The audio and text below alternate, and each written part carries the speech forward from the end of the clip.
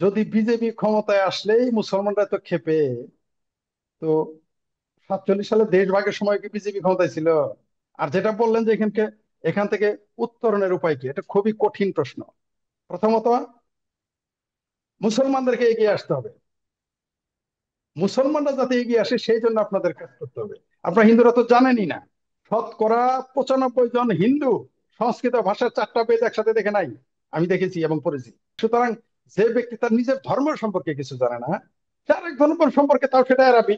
এই ব্যাপারে আমাদের জামালপুরে একটা কথা আছে, কয় যার গরু সে কয় বাঞ্জা, ওর ফিরে কয় বছর বিয়ানি। বুঝতে পারছেন তো, যে যার গরু সে কয় বন্দা। তা আপনারা হইলেন তাই, গৃহস্থ বলতেছে আমার গরু বাঞ্জা, আপনি বলেন প্রতি বছর বাচ্চা দেয়।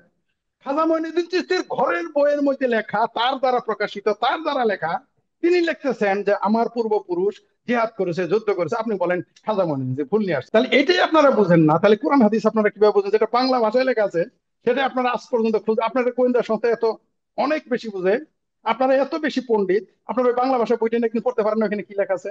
জাকির নায়ক ডাক্তার না? জাকির নায়ক ইয়েস, ডাক্তার কিনা? তিনিও ইয়েস। তো ডাক্তার। আমাদের গুলশানে যারা ওই যে হামলা করেছিল, Holey Artisan. Artisan, only Artisan, সেখানে তারা সবাই আধুনিক শিক্ষা শিক্ষিত ছিল না? ইভেন একদম। যারা শেখ হাসিনাকে যারা উচ্ছেদ করেছে, মৌলবাদী শক্তি, সেই মৌলবাদী শক্তি প্রাইভেট বিশ্ববিদ্যালয়ের ছাত্ররা যোগ দেয় নাই।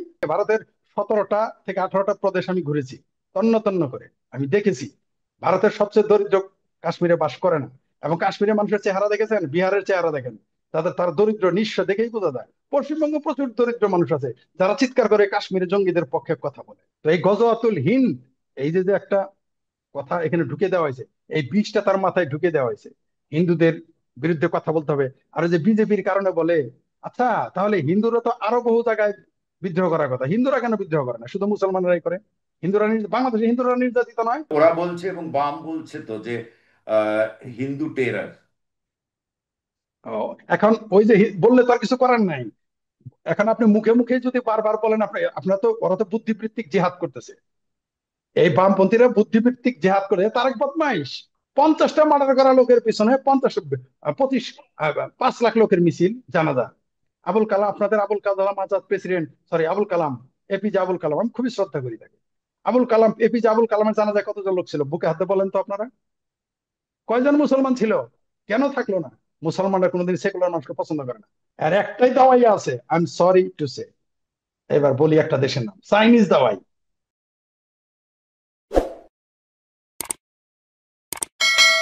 জি, আমরা জি, আমাদের জন্যে জি, মানে আহ,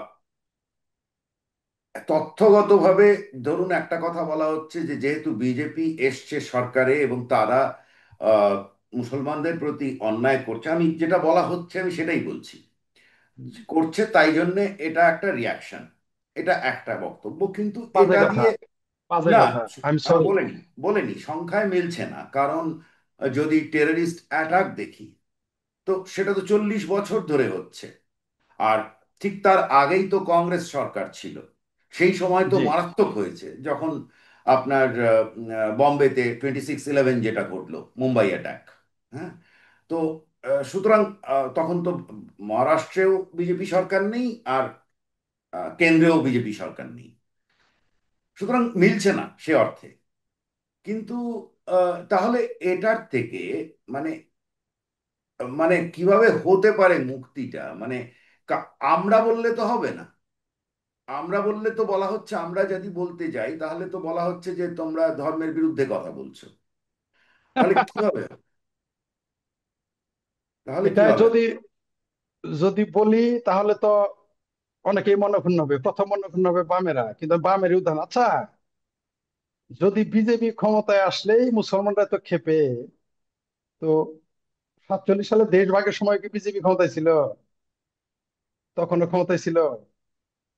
তখন কারা ক্ষমতায় ছিল?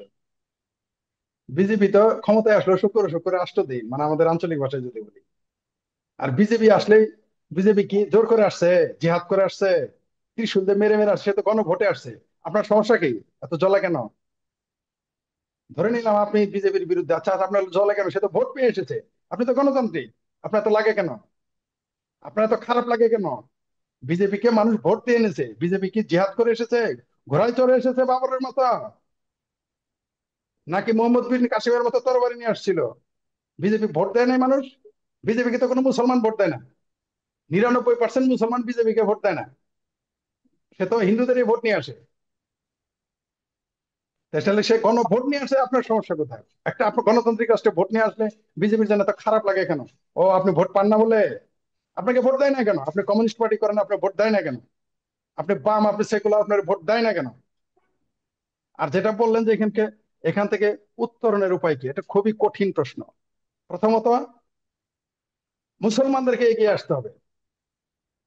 মুসলমানরা যাতে এগিয়ে আসে সেই জন্য আপনাদের কাজ করতে হবে। আপনারা হিন্দুরা তো জানেনই না। ওই তৃণমূলের হিন্দু বলেন, বিজেপির হিন্দু বলেন, এমনকি বিজেপির হিন্দুরাও তো জানে না। আমরা বিজেপির নিজেদের হিন্দুরাও তো আমার, ধর্মটাই ভালো করে জানি না। হ্যাঁ, আমি চ্যালেঞ্জ দিতে পারি, 95% হিন্দু সংস্কৃত ভাষার 4টা বেদ একসাথে দেখে নাই। আমি দেখেছি এবং পড়েছি। ঠিক বলেছেন। 95% বেদ চোখে দেখে নাই।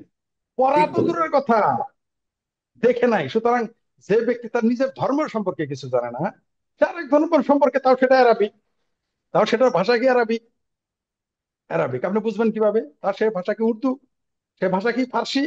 ইসলাম ধর্মের সকল বই তো বাংলায় লেখা নেই, সব ফার্সি, উর্দু এবং আরবিতে। আচ্ছা, আপনাকে একটা প্রশ্ন করি আমি, যে দেশের মানুষেরা উর্দু তো আপনি পড়তে পারেন না, সেখানে কি লেখা আছে আপনার বইগুলো পড়ে দেখেছেন? আপনার একটা উদাহরণ দেই, ভারতের মুসলমানরা কত বোকা এবং হিন্দুরাও কত বোকা। যেমন এক শ্রেণী ভারতের মুসলমান বিশ্বাস করে, মুসলমানরা বিশ্বাস করে যে সুফিরা আসছে শান্তির জন্য। মুসলমানরা এটা বলে, তারা কিন্তু না জেনে বলে, জেনে কোনোদিনই সেই সুফির বই পড়ে নাই। এমনকি যে সুফির কথা বলছে তার জীবন এটা পড়ে নাই, কোরআন হাদিস তো দূরের কথা। ভারতের হিন্দুরা বলে, তারপর ভারতের বামেরা বলে সুফিবাদ। আচ্ছা, একটা নিশ্চয়ই আপনি আজমির সম্পর্কে জানেন, আজমির এক বিখ্যাত জায়গা, আজমির, রাজস্থানের, রাইট? কিন্তু কিন্তু আজমের আপনি খাজা বলছেন, কিন্তু সুফি গায়ক লালন কবিরের গান আমরা শুনেছি, মানে বা আমরা খুব ভক্ত তার। তো তো সেটা সেটা তো সুফি, আহ, আহ, মানে আপনার, মানে আমি খারাপ বলবো কি করে? এখন আপনাকে আমি বলি, এই জন্য তো বললাম যে চুতিয়া কাকই কবি নেহে গালি বেগ তো হাজার মিলেগা। আপনাদের বোকা বানানো হয়েছে, আপনারা বোকা। আচ্ছা, এই যে আপনারা যে এত মাজারে যান, আজমির বলেন, অমুক মাজার তমুক মাজার, নিজামুদ্দিনের মাজার, আপনারা যে হিন্দুরা যে যান, মুসলমানরা তো এখন পূজাতে যাওয়াই বাদ দিছে, আপনারা কেন যান? আপনাদেরকে বাধ্য করছে, আমরা যান কেন? ওরা তো জানে ওইটা হারাম পূজাতে যাওয়া, আপনারা মাজারে যান কেন? আচ্ছা, একটা উদাহরণ দেই আপনাকে। খাজা মঈনুদ্দিন চিস্তির দরবারে আমি নিজে বই কিনেছি, আমার কাছে সংগ্রহে আছে, আমার বাড়িতে আছে, এখন হাতের কাছে নাই, কিন্তু আমার ঘরে শর্টে। আছে, আমি আমার নাই। জি, আপনি মানে দেখেন, শোনেন, একটা উদাহরণ দেই। খাজা মঈনুদ্দিন চিশতি সুফি না, আপনারা সবাই তো জানেন। উনি কিছুই করেন নাই, খুব একেবারে আপনাদের ফুল নিয়ে আসছিল, কোটি কোটি লোক হিন্দু হয়ে গেছে। আপনাদের কাছে ফুল নিয়ে আসছিল, গোলাপ ফুল। খাজা মঈনুদ্দিন চিশতির বাড়ি কই? আপনি এটা জিজ্ঞাসা করেন, হিন্দুরা বলতে পারবে না, মুসলমানরাও পারবে না। খাজা মঈনুদ্দিন চিশতি আপনার এখানে ফুল নিয়ে আসছিল না, মুসলমান হয়েছেন আপনি, আপনার পূর্বপুরুষেরা 800 বছর ধরে মুসলমান হইতেছে, ফুল নিয়ে আসছে তো খাজা মঈনুদ্দিন চিশতি। তারা আবার কিন্তু আমার মতো এরকম গেরুয়া, এই যে গেরুয়া কালার, তারা কিন্তু গেরুয়া কালারও পরে। পৃথিবীতে একটাই মুসলিম সংগঠন পাবেন, আজমির, যারা গেরুয়া কালারের পোশাক পরে, ইসলাম এটা হারাম, তারা পরে। খুব ভালো মনে হয় না? এখন আমি বলি, ওইখানে বই পাওয়া যায়, বাংলা ভাষায় পাওয়া যায়, উর্দু ইংরেজি, বাংলা উর্দু ইংরেজি 3 ভাষাতে বই পাবেন। ওইখানে তার বইটা পড়েন তো, এখানে কি লেখা আছে? লেখা আছে খাজা মঈনুদ্দিন চিশতি জিহাদ করেছে। এটা আপনাদের ওই এখনো পাবেন, এই মুহূর্তে আপনার কোনো লোক থাকলে ফোন করেন, সেখানে চত্বরে বুক স্টল আছে, পাবেন, ওখানে লেখা আছে খাজা মঈনুদ্দিন চিশতি জিহাদ করেছে, যুদ্ধ করেছে। আপনি বলছেন সুফি ছিল, ফুল নিয়ে আপনাকে ভালোবেসে। এখন আমি কি করব ভাই?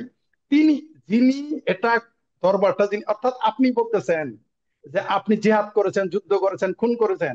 আমি বলতেছি না না না না, মিস্টার প্রীতম বোস ফুল নিয়ে আসছিল। এর চেয়ে আর মূর্খতা কি হইতে পারে? এই ব্যাপারে আমাদের জামালপুরে একটা কথা আছে, কয় যার গরু সে কয় পাঞ্জা, ওর ফিরে কয় বছর বিয়ানি। বুঝতে পারছেন তো? যে যার গরু সে কয় বন্দা। তা আপনারা হইলেন তাই, গৃহস্থ বলতেছে আমার গরু বান্ধা, আপনি বলেন প্রতি বছর বাচ্চা দেয়। খাজা মঈনুদ্দিন চিশতির ঘরের বইয়ের মধ্যে লেখা, তার দ্বারা প্রকাশিত, তার দ্বারা লেখা, তিনি লিখতেছেন যে আমার পূর্বপুরুষ জিহাদ করেছে, যুদ্ধ করেছে, আপনি বলেন খাজা মঈনুদ্দিন যে ভুল নিয়ে আসছে। এখন আমি আপনাকে কি করে বুঝাবো? তাহলে এটাই আপনারা বুঝেন না, তাহলে কোরআন হাদিস আপনারা কিভাবে বুঝেন? যেটা বাংলা ভাষায় লেখা আছে সেটা আপনারা আজ পর্যন্ত খুঁজে, আপনাদের গোয়েন্দা সংস্থা এত অনেক বেশি বুঝে, আপনারা এত বেশি পণ্ডিত, আপনার ওই বাংলা ভাষা বইটা একদিন পড়তে পারেন না, ওখানে কি লেখা আছে? এটা আমার কথা, এটা জান আপনি, প্রিন্ট আছে তো, জান, শত শত বার প্রিন্ট হয় এটা, পড়ে দেখেন। বাংলা, ইংরেজি, উর্দু, আরবি, ফার্সি সব ভাষাতেই আছে, সরি আরবিতে নাই। আপনি যান পড়েন। কই আপনি তো সেটা পড়েন না। তা আপনি না পড়লে আপনি, আপনার অজ্ঞতার দায় তো আমার না। তাহলে খাজা মঈনুদ্দিন চিশতি সম্পর্কে জানলে আপনি কোরআন হাদিস কেমনে জানবেন? আর আপনি যেটা বলেন ডাক্তার, মগজে যদি একবার ঢুকে যায়, মগজে যদি একবার ঢুকে যায়, জাকির নায়ক ডাক্তার না? জাকির নায়ক ইয়েস, ডাক্তার কিনা? তিনিও ইয়েস। তো ডাক্তার। আমাদের গুলশানে যারা ওই যে হামলা করেছিল, হোলি আর্টিসান। আর্টিজান, ওলে আর্টিজান, সেখানে তারা সবাই আধুনিক শিক্ষা শিক্ষিত ছিল না? ইভেন একদম। যারা শেখ হাসিনাকে যারা উচ্ছেদ করেছে, মৌলবাদী শক্তি, সেই মৌলবাদী শক্তি প্রাইভেট বিশ্ববিদ্যালয়ের ছাত্ররা যোগ দেয় নাই। বাংলাদেশের মুসলমানেরা, জামাতি যারা এক একজনের বিশ্বাসে গেল, তারা জানে যে আওয়ামী লীগ মুসলমান না। আর আপনি তো কোথায় বিজেপি, আর কোথায় তৃণমূল, কোথায় কংগ্রেস। আচ্ছা, আর একটা উদাহরণ আপনাকে দেই। কাশ্মীরের জিহাদিরা বলতেছে, জিহাদি মুসলিমরা বলতেছে, তেরা মেরা রিশতা কিয়া, লা ইলাহা ইল্লাল্লাহ। আপনি পশ্চিমবঙ্গ থেকে লাভ দিতেছেন যে কাশ্মীরের জিহাদিরা আপনার বন্ধু, ও বলতেছে তেরা মেরা রিশতা কিয়া লা ইলাহা ইল্লাল্লাহ। তো মমতা ব্যানার্জিকে লা ইলাহা ইল্লাল্লাহ পাঠ করে, আপনি লা ইলাহা ইল্লাল্লাহ পাঠ করেন, জ্যোতি বসুর গ্যাং লা ইলাহা ইল্লাল্লাহ পাঠ করে, অরুণ ধুতিরাজ লাই লাই লাল্লাহ পাঠ করে, ওই কারাতি ফারাতি কি, ওই যে পর বাদুরি সর্ক বাদুরি যারা আছে, তারা কি লাই লাই লাল্লাহ বলে? ওরা বলতেছে আপনি কাফের, আপনি সাথে তার রিশতা নাই। তার রিশতা হচ্ছে কাশ্মীরের জঙ্গিদের সাথে, রিশতা হচ্ছে আল কায়দা। কাশ্মীরের জঙ্গি স্লোগান দিতেছে, তার রিশতা হচ্ছে বাংলাদেশের জামাত ইসলাম। কাশ্মীরের মুসলমান জঙ্গিরা মিছিল করতেছে, তারা বলছে তার রিশতা পাকিস্তানের সাথে। আর আপনি বলতেছেন আপনার সাথে, আপনি তার পক্ষে সাফাই গান। তা আমি কি করব ভাই, আপনাদের এই ভুল হলে আমি কি করব? আপনি যদি নিজের রাস্তায় পাথর তুলে নিজের কপালে মারেন, আমি ওটা কিভাবে ফেরাবো? আপনারা কেউ ঢেল দিলে ফেরাইতে পারবো, কিন্তু আপনি যদি মারেন আপনার ইটটা আপনার মাথায়, ওটা আমি কিভাবে ফিরাবো ভাই? আপনিই বলেন। তারা স্লোগান দিচ্ছে, তারা স্লোগান দিচ্ছে, এই যে দেখেন কতটুকু জঘন্য মানসিকতা। তো পয়জন তার মাথায় ঢুকিয়ে দিলে, এই পয়জন মাদ্রাসা থেকে এসেছে, যদিও তারা ডাক্তার, আপনি বলতেছেন তারা তো ডাক্তার। আগে এই যে আপনি বললেন যে আগে শুধু গরিবেরা পাথর মারতো, কাশ্মীরে গরিবেরা, তাই না? এখন কাশ্মীরে ডাক্তাররা পাথর মারে, যারা 20 লাখ, যারা 10 লাখ, যার বেতন 3 লাখ, না, এখানে একটা সেও ছোট্ট কিন্তু। কারেকশন করি। লোকে বলে কাশ্মীরে গরিব। কাশ্মীর কিন্তু আহ, গরিব না হতো, কাশ্মীরের থেকে পূর্ব উত্তরপ্রদেশ, বিহার, পশ্চিমবঙ্গ অনেক বেশি গরিব। আহ, আপনি কাশ্মীরের প্রত্যেকটা মানুষের একটা বাড়ি থাকে বড়, মানে তার বিয়ে হলেই তার একটা বাড়ি আছে। তার তাদের লাইফস্টাইল কিন্তু, হ্যাঁ, তাদের ক্যাশ পভার্টি থাকতে পারে ইত্যাদি, যেগুলো কিন্তু দরিদ্র দরিদ্র বলতে আমাদের মাথায় যে চিত্রটা ভেসে ওঠে বিহারের বা কোথাও, আপনি যাকে দরিদ্র মনে করেন বাংলাদেশে ইত্যাদি, কাশ্মীর কিন্তু তা নয়। প্রত্যেকটা মানুষ যার বিয়ে হয়েছে, প্রত্যেকটা ফ্যামিলির একটা বিরাট বড় বাড়ি থাকে। জি, আপনার সাথে একমত, আমি দেখেছি, আমি গিয়েছি, আপনার কথা সত্য। কিন্তু ওই যে বলে যে 500 টাকা হাতে তুলে দিয়ে পাথর ঢেল দেওয়া, এগুলো বলে আপনাদের মিডিয়া বলে। এই যে আপনাদের মিডিয়া ওইটা বলবে না যেটা সত্য।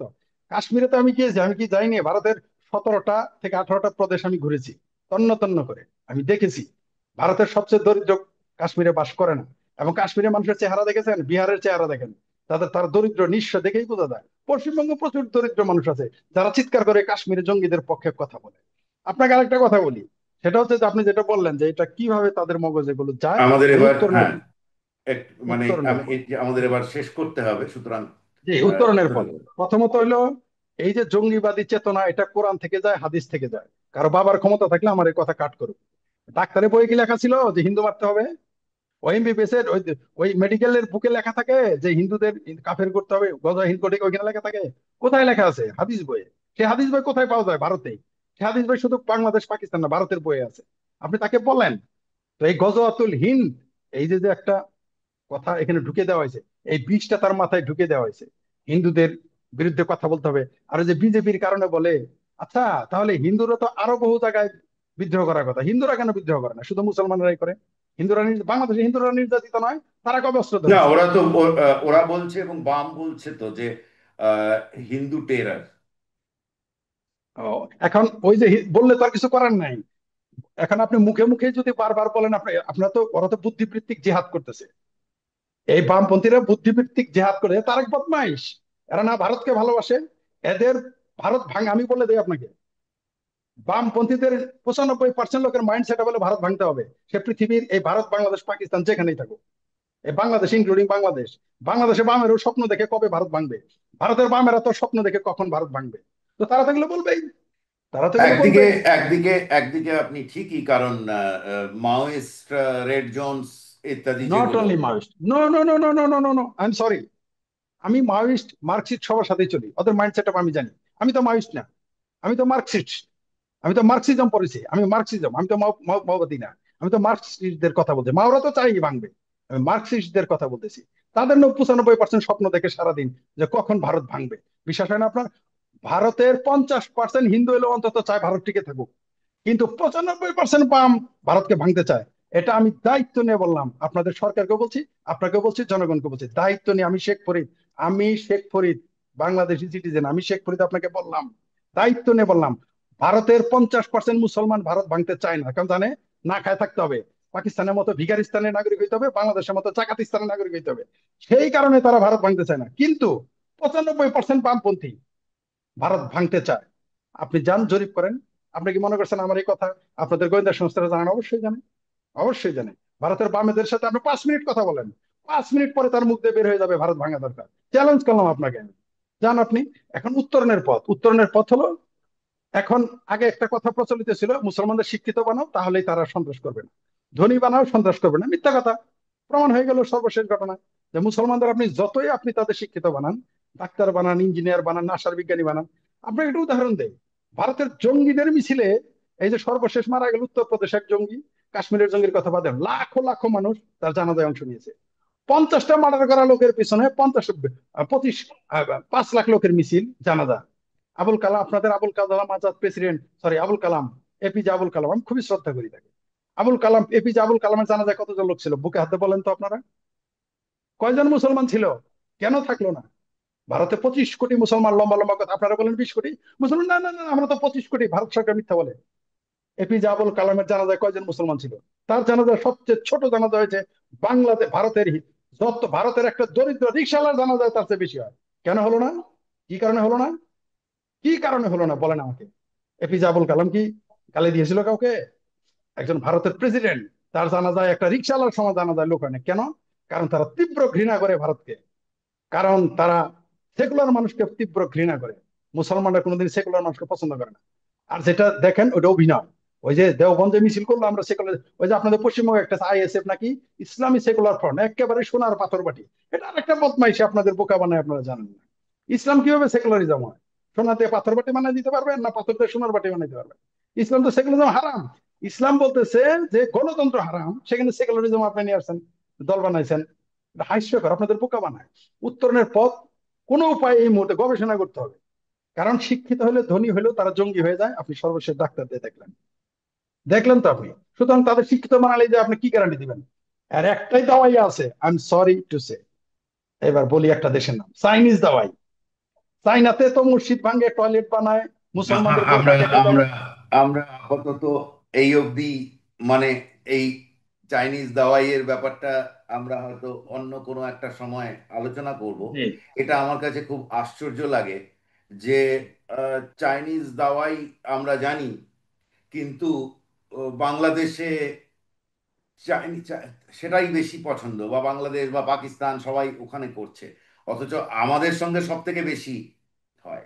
কেন হয় আমি আজও বুঝে পাইনি। জি। যে মানে এত এত আহ, কেন, বিদ্বেষ কেন? হ্যাঁ। বিদ্বেষ হচ্ছে, মুসলমানেরা ভারতকে পছন্দ করে। প্রথমত তারা মূর্তি পূজক, দ্বিতীয়ত পাকিস্তান বাংলাদেশের মুসলমান ভারতকে ঘৃণা করে 71-এর কারণে। কারণ মুক্তিযুদ্ধে তারা তাদের পেয়ারা পাকিস্তান, ইসলামী রিপাবলিক অফ পাকিস্তান ভেঙে ফেলেছে, এই তাদের বেদনা। আবার গজওয়াতুল হিন্দের নির্দেশ তো রয়েছে। তারা দেখেন চাইনাতে, চাইনাতে গজওয়াতুল চায়না লেখে না, তারা গজওয়াতুল আমেরিকা করতে যায় না, তারা গজওয়াতুল রাশিয়া করে না, তারা গজওয়াতুল আর কোন বার্মা যায় না, কিন্তু গজওয়াতুল হিন্দি দেখে।